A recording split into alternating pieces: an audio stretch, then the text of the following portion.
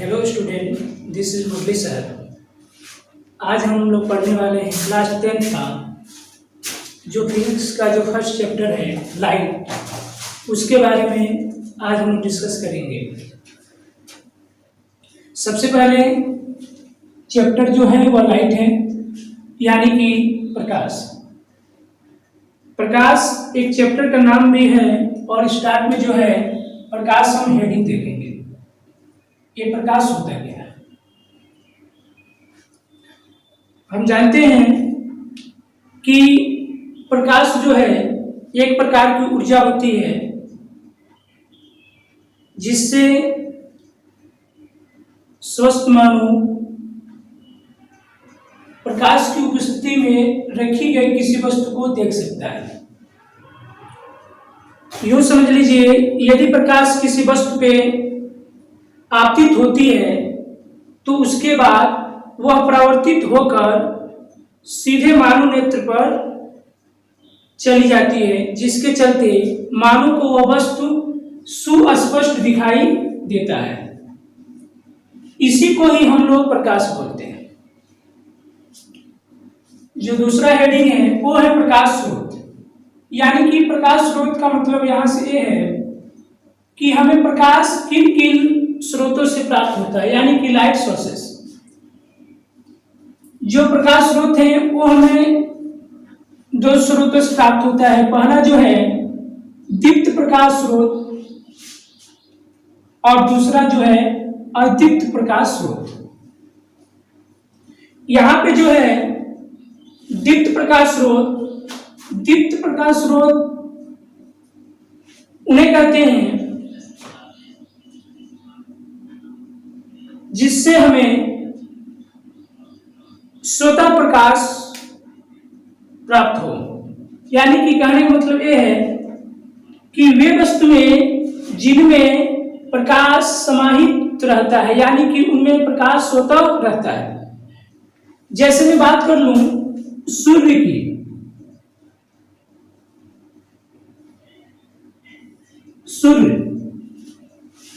या मैं बात कर लूं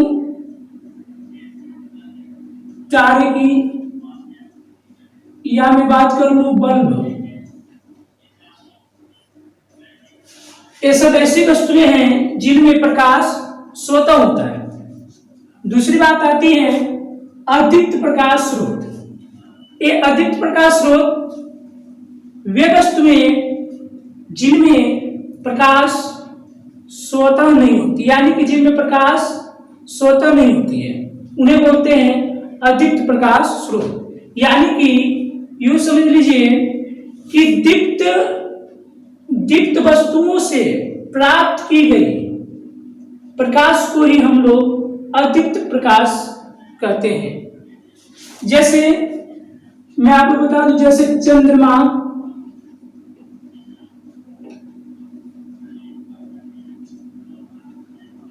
जैसे कांच, या हमारे आसपास की वस्तुएं जो होती हैं, सब जो होती हैं वह अदीप्त प्रकाश स्रोत की होती हैं। उसके बाद हम लोग आते हैं प्रकाश के गुण, यानी कि प्रॉपर्टीज ऑफ लाइट। यानी कि प्रकाश के कौन कौन से गुण होते हैं, यानी कि प्रकाश की कौन सी प्रॉपर्टीज होती है, गुण क्या होता है। तो यहां पे जो है प्रकाश के गुण हम देख लेते हैं कि प्रकाश में गुण क्या होता है। सर्वप्रथम प्रकाश जो होता है वह सीधी रेखा में गमन करता है। प्रकाश जो होता है वह सीधी रेखा में, यानी स्ट्रेट गमन करता है, यानी स्ट्रेट लाइन। प्रकाश सीधी रेखा में गमन करता है। दूसरी बात, प्रकाश जो होती है वह अदृश्य किरण होती है, यानी कि वो अदृश्य होती है। यानी अदृश्य मतलब यानी कि दिखती नहीं है, मगर प्रकाश की उपस्थिति में ही हम किसी वस्तु को देख सकते हैं। यूं समझ लीजिए कि एक ऐसा कमरा जो अंधेरा हो, उस कमरे में और उस कमरे में यदि कोई व्यक्ति जाए तो उसमें रखी हुई कोई वस्तु उस व्यक्ति को दिखाई नहीं देगी। यदि वह व्यक्ति टॉर्च का इस्तेमाल करता है तो टॉर्च जब ऑन करेगा तो उस टॉर्च का प्रकाश यानी टॉर्च से निकलने वाली प्रकाश जिस वस्तु पे पड़ेगी और उस वस्तु पे पड़ने के बाद वहां से टकराने के बाद मानव नेत्र पे आती है तो वही वस्तु दिखाई देती है। यानी कि हम कह सकते हैं जो प्रकाश के जो गुण होता है, पहला प्रकाश जो होता है वह स्ट्रेट लाइन में चलता है, दूसरा प्रकाश जो होती है वह अदृश्य होती है, तीसरा प्रकाश की जो चाल होती है यानी स्पीड जो होती है वह जो चाल होती है वह भिन्न भिन्न माध्यमों में अलग अलग होती है। यूं समझ लीजिए वायु के माध्यम में कुछ अलग चाल होगी, जल में कुछ अलग चाल होगी और ठोस में गई तो उसकी चाल अलग होगी। अगला आता है निर्वात में प्रकाश की चाल। निर्वात में प्रकाश की चाल, निर्वात में प्रकाश की चाल, निर्वात में जो प्रकाश की जो चाल होती है वह होती है 3 × 10⁸ मीटर प्रति सेकेंड। यहां पे एक शब्द आ रहा है निर्वात। निर्वात यहां पे समझ लेते हैं। निर्वात उस भाग को कहते हैं यानी कि वायुमंडली के सबसे ऊपरी भाग जहां पे कुछ न हो उन्हीं को हम लोग निर्वात बोलते हैं।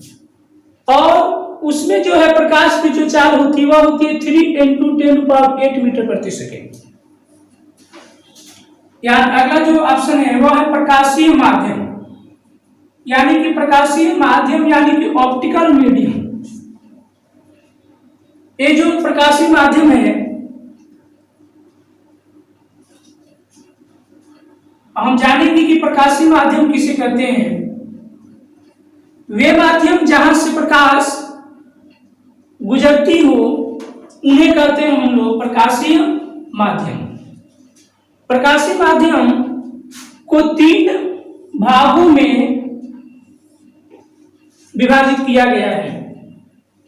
पहला जो है वह है पारदर्शक माध्यम, दूसरा है अर्धपारदर्शक माध्यम, तीसरा है अपारदर्शक माध्यम। सबसे पहले है पहला पारदर्शक माध्यम, जिन्हें हम पारदर्शी वस्तु भी कहते हैं और यहाँ पे जो है पारदर्शक माध्यम है। यानी कि वे माध्यम जहां से प्रकाश की अधिकतम किरण अवशोषित हो जाती हो उन्हें कहते हैं हम लोग पारदर्शक माध्यम। उन्हें क्या बोलते हैं? पारदर्शक माध्यम। जैसे पारदर्शक माध्यम में यूं समझ लीजिए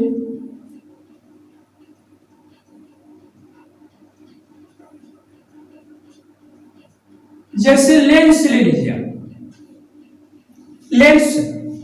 लेंस जो होता है, लेंस के ऊपर जब कोई प्रकाश जाती है तो उसका अधिकांश भाग एक तरफ से दूसरी तरफ चली जाती है, यानी उन्हें बोलते हैं पारदर्शक माध्यम। दूसरा है अर्धपारदर्शक माध्यम, यानी कि ऐसा माध्यम जिसमें प्रकाश की किरण का कुछ ही भाग अवशोषित हो, उन्हें कहते हैं हम लोग अर्धपारदर्शक माध्यम। जैसे में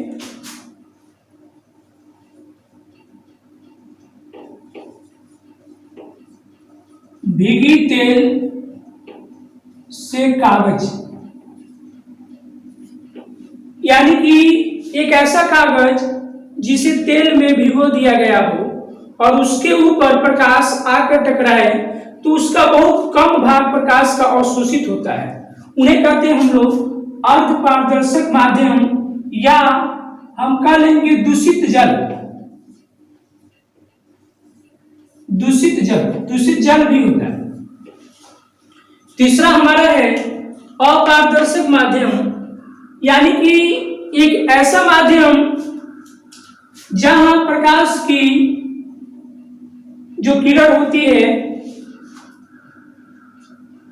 वो अवशोषित न हो, यानी कि प्रकाश की किरण एक तरफ से दूसरी तरफ न जाए, उन्हें कहते हैं अपारदर्शक माध्यम।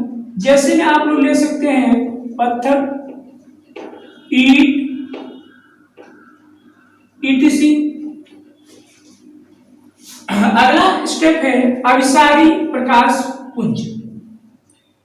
अभिसारी प्रकाश पुंज यानी कि अभिसारी प्रकाश पुंज क्या होता है, यहां पे देख लेते हैं अभिसारी का मतलब क्या होता है और प्रकाश पुंज। अब देखिए अभिसारी, जब कोई प्रकाश की किरण किसी बिंदु पे मिलती हुई प्रतीत होती है, उन्हें हम लोग कहते हैं अभिसारी प्रकाश पुंज। उन्हें हम कहते हैं अभिसारी प्रकाश पुंज। इन्हें हम कहते हैं अभिसारी प्रकाश पुंज। जब कोई प्रकाश की किरण किसी एक जगह पे मिलती हुई प्रतीत होती है, उन्हीं को हम कहते हैं प्रकाश अभिसारी प्रकाश पुंज। अगला है अपसारी प्रकाश पुंज। अपसारी प्रकाश पुंज, जब एक बिंदु से प्रकाश भिन्न भिन्न दिशाओं में जाती हुई प्रतीत हो, उन्हें कहते हैं अपसारी प्रकाश पुंज। अगला हमारा समांतर प्रकाश पुंज। समांतर प्रकाश पुंज, ऐसी प्रकाश किरणें जो एक दूसरे के समांतर हो, एक दूसरे के क्या हो, समांतर हो, यानी कि उन प्रकाश किरणों के बीच समान दूरी है या समान दूरी होती है, उन्हें कहते हैं समांतर प्रकाश पुंज। अगला है प्रकाश का विवर्तन। प्रकाश का विवर्तन, तो यदि हम प्रकाश की पथ में, यानी कि यदि हम प्रकाश की पथ में एक छोटा सा कोई वस्तु रख दें जिससे प्रकाश की किरण उसके बाजू से होकर गुजर जाए, यानी कि उससे बाहरी परतों से होकर गुजर जाए, उन प्रकाश के किरण को ही हम लोग कहते हैं विवर्तन, यानी कि प्रकाश का विवर्तन। यह था आज के लिए क्लास 10 का फिजिक्स का पहला चैप्टर जो मैं आज स्टार्ट किया हूँ। आगे मैं इसके आगे वाले टॉपिक्स पढ़ाऊंगा। बस आज के लिए धन्यवाद।